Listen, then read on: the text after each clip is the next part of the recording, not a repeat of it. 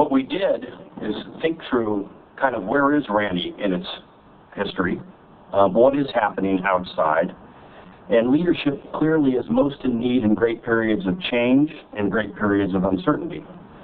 And that is clearly the case today in education. When you think about what's going on in society, we have a completely global society today, and our children are going to be in an ever-increasing global society. And how they react to that, their ability to work in teams, their ability to leverage and use technology and be facile with it, is changing at a rapid pace.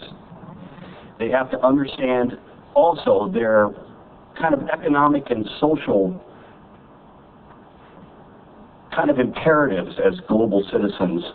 And I think most of our kids today are much more focused on being good community citizens and also being good economic environment stewards than ever before. And how does the school actually develop that and push that to its full potential?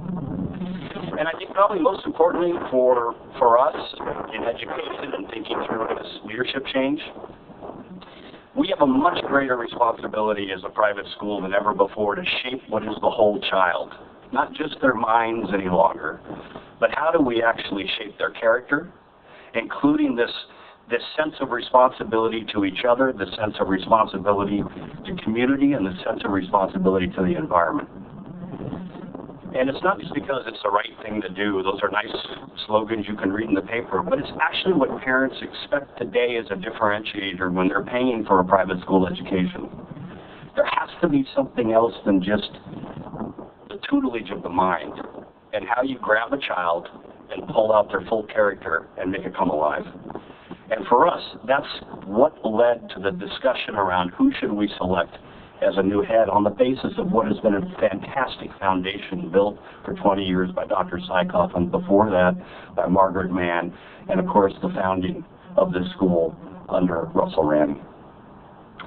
So what happened with the Board of Trustees? Well, it was a 6-month process to get to this point. We had hired a search firm, obviously. We had 53 resumes. We set up a search committee, a subset of the board, and some constituents on the administration and faculty.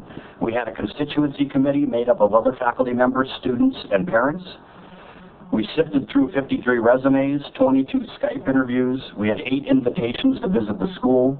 We invited 4 people back for a second round of 2-day interviews, interviewing not only the Board of Trustees fully, but also the search committee and the constituency committee. We did reference checks and background checks. We even took people out to dinner and made sure they didn't eat with their feet and toes. And it led us to a point to where we decided that Dr. Griffith was the absolute right person to lead the next chapter in the Ranney School. And oddly enough, of the 53 resumes that we got, he was the lead candidate in the 53 resumes. And a little bit about headship recruiting, which was news to me. I've hired lots of people in my career, and those are episodic events, and they happen whenever they happen. Typical headship recruiting happens around the country in the same 6-month period throughout the country. And there is a mad scramble for the best talent in the country. And you are competing heavily with top-notch schools. And it is absolutely a Ranney School kudo to be able to pull in someone like Dr. Griffith, when in fact the choices are numerous. And it's a statement to the foundation and the very thing that Ranney School stands for nationally today, again, built on the backs of 20 years of Dr. Sykoff, and before that, Margaret Mann and Russell Ranney. So, who is John Griffith in the Board of Trustees' mind? Well, first of all, I would say he's an adult.